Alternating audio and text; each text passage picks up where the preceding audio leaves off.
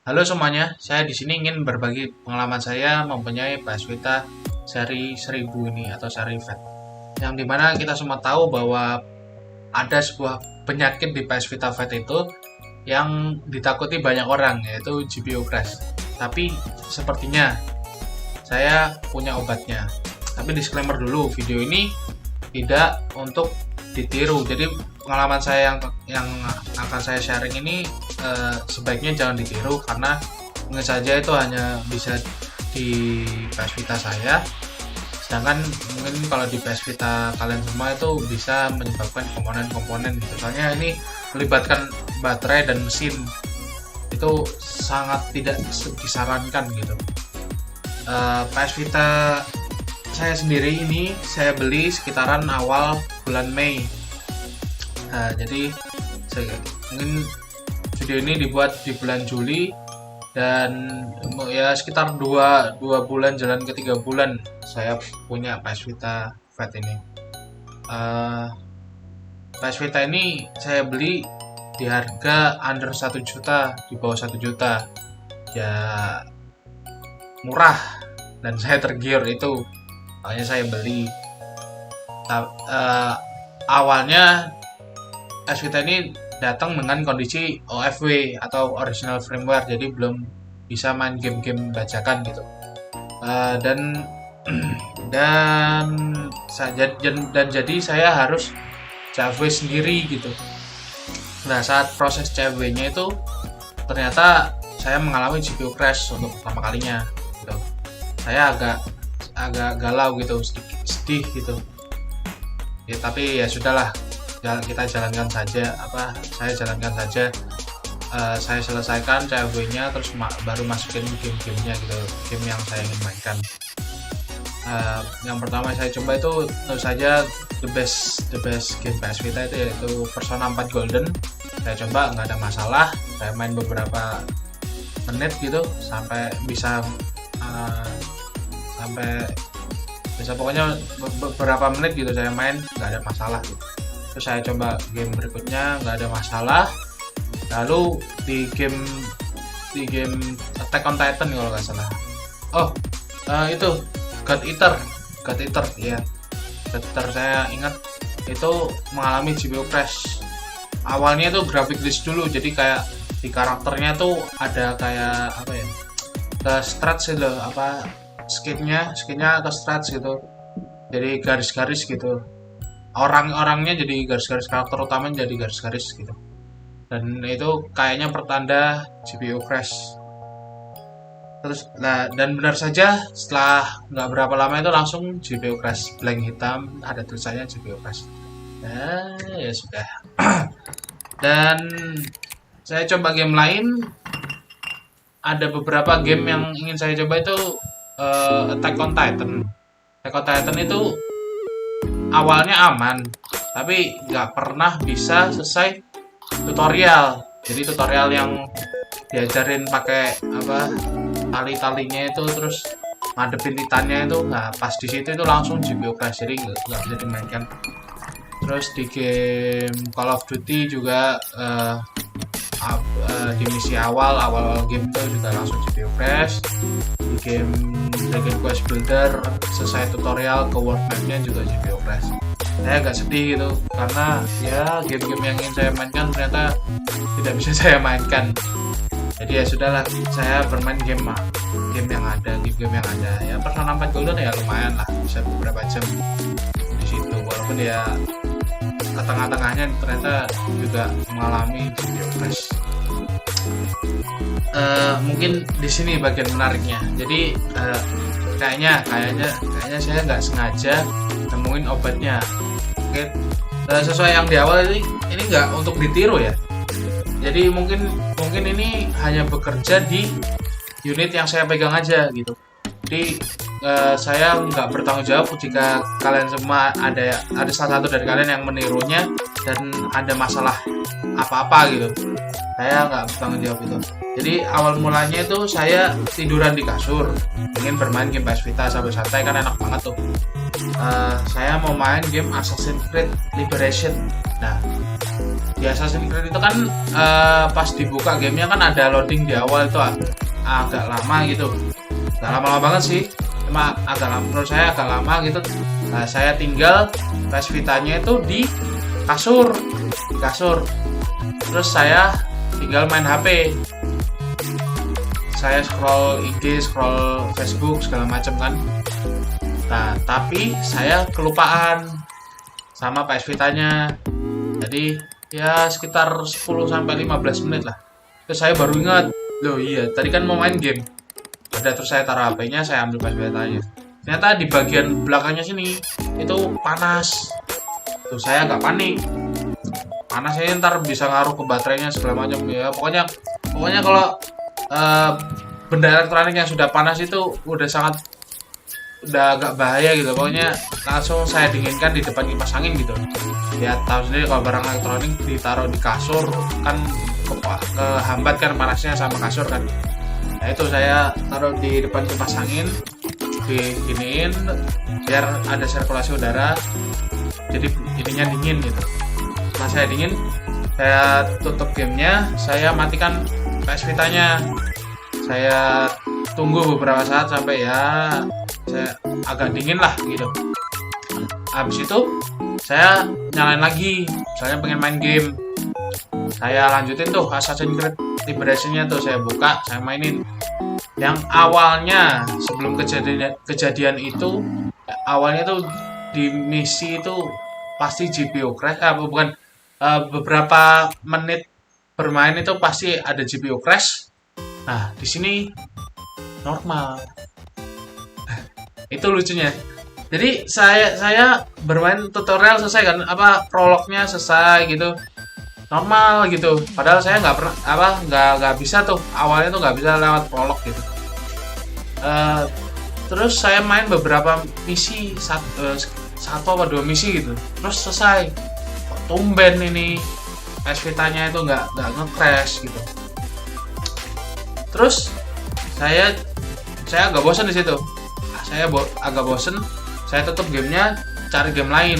Awalnya itu belum cuma kaget dikit aja gitu. Saya kira normal kayak gitu. Nah, terus saya coba main game Attack on Titan.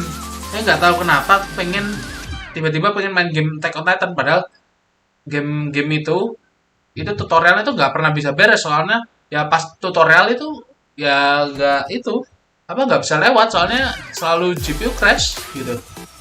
Makanya tapi entah kenapa pas itu pengen main aja gitu. Terus akhirnya saya main, kok ini bisa lewat tutorialnya, ada apa ini? Terus saya agak kaget gitu loh, kok bisa lewat. Terus saya main beberapa misi, satu misi kalau nggak salah, itu saya langsung matiin PS Vitanya, tutup gamenya, matiin PS Vitanya. Terus coba cari di Google, apa sih yang nyebabin PS Vitanya itu nge-crash gitu. Hanya kok punya saya tiba-tiba nggak nge-crash, itu kan bukan sesuatu yang wajar gitu. Yang awalnya itu nge-crash parah, ada GPU crash, ada graphic glitch-nya juga gitu, tapi kok sekarang enggak gitu. Terus saya cari-cari, ternyata karena ya kebanyakan ngomongnya sih di Google itu, di komunitas PS Vita itu ya karena mesin PS Vita yang seri Fat ini udah tua ya, tapi itu nggak menjawab pertanyaan saya gitu. Terus tiba-tiba ada postingan yang lewat di Facebook gitu. Saya baca-baca, ada orang di grup komunitas PS Vita itu ada yang di reball itunya, motherboardnya. Mungkin kalau kalian yang nggak tahu reball itu, jadi saya tahunya nih dari YouTube ya. Di reball itu jadi motherboardnya, prosesornya itu dipanasin biar timah-timah yang diantaranya itu meleleh dan bisa merekatkan lagi gitu. Antara prosesor sama motherboardnya, jadi kayak ada kayak kering retak gitu di timahnya, dipanaskan lagi, terus di ditempel lagi gitu biar berkat, dilelehin terus ditempel lagi. Ada yang ngeribol motherboard PS Vita-nya itu, terus katanya 6 bulan itu nggak ada masalah gitu. Terus saya mikir, apa gara-gara panas yang kemarin itu, jadi bagian panas kemarin kan mesinnya panas kan, apa PS Vita saya itu, apa gara-gara itu yang menyebabkan PS Vita saya menjadi normal. Saya sih ya bersyukur aja gitu bahwa PS Vita saya kembali normal gitu. Ya itu mungkin solusi untuk unit saya gitu. Ternyata hanya perlu ditaruh di kasur sambil game nyala, jadi layar nggak mati. Biar belakangnya agak panas. Saya nggak tahu kenapa, saya juga bingung. Saya bukan anak yang ngerti mesin gitu. Saya nggak paham elektronika segala macam itu, nggak paham saya. Eh, jadi saya nggak tahu teknisnya itu gimana gitu. Tapi itu berhasil, it works, dan sampai sekarang ya sehat gitu. Sampai saya tuh berani untuk nge-overclock. Di sini masih normal ya. Overclock di sini. Saya berani, dan di overclocknya tuh nggak ada masalah. Nggak pernah ada masalah GPU crash selama di overclock. Yang saya baca, overclock di PS Vita itu agak lain. Jadi ini PS Vita ini itu sebenarnya di underclock sama Sony. Jadi prosesornya tuh hanya bisa defaultnya itu cuma jalan di 300 kelihatan ya? Nggak kelihatan nih. Pokoknya defaultnya tuh di 333 MHz gitu. Itu untuk CPU-nya di 111 MHz. Lah, itu sebenarnya di underclock. Jadi PS Vita itu bisa maksimalnya prosesornya PS Vita itu, mesinnya PS Vita itu bisa jalan di antara 800 sampai 1 GHz. Jadi 800 MHz sampai 1 GHz, atau 800 sampai 1000 MHz gitu. Jadi sebenarnya PS Vita itu di underclock. Jadi pas di overclock itu cuma maksimal sampai 500 ya. Jadi ya itu cuma basic clock aja gitu. Jadi para hacker itu nemuin cara biar masuk ke sistemnya, dinaikkan performanya, jadi bermain game jadi lebih nyaman gitu. Dan nggak ada masalah selama saya pakai PS Vita ini. Saya overclock di game yang berat, di game Assassin's Creed lumayan FPS-nya naik, di game Attack on Titan juga makin mantap gitu di overclock, padahal itu game awalnya sangat bermasalah banget gitu. Padahal saya pengen mainin. Terus apalagi ya yang bisa saya ceritakan? Oh ya, saya juga pakai beberapa SD card. Jadi mungkin di sini kan SD2 Vita-nya itu ada SD card, dan saya punya beberapa lagi sih. Jadi misalnya kalau kalian pengen punya beberapa SD card itu bisa sebenarnya, cuma harus di format ulang gitu SD card-nya yang kalian mau pakai. Kalau mau ganti tinggal di PS Vita-nya dimatiin, habis itu dicabut SD card yang di SD2 Vita-nya, terus masukin SD card yang baru gitu. Mungkin kapan-kapan saya buat videonya gitu, atau buat tutorialnya nggak tahu di YouTube atau di Facebook. Ini juga nggak tahu mau di-upload di Facebook atau di YouTube. Mungkin itu aja sih yang bisa saya ceritakan. Sekali lagi ya, disclaimer kalau cara yang saya ceritakan tadi itu bukan untuk ditiru. Salah sedikit PS Vita kalian yang kena, ya malah jadi bangkai nanti, malah jadi nggak bisa dimainin lagi, rusak segala macam itu. Kalau kalian mau coba silahkan, tapi tanggung jawab itu di tangan kalian semua gitu. Jadi saya tidak bertanggung jawab itu karena saya sudah kasih disclaimer di awal, di tengah, sama di akhir ini. Oke, mungkin segitu saja yang bisa saya ceritakan. Mungkin kalau ada lagi yang ingin ditanyakan bisa bisa bisa DM, bukan DM ya, bisa langsung berkomentar aja.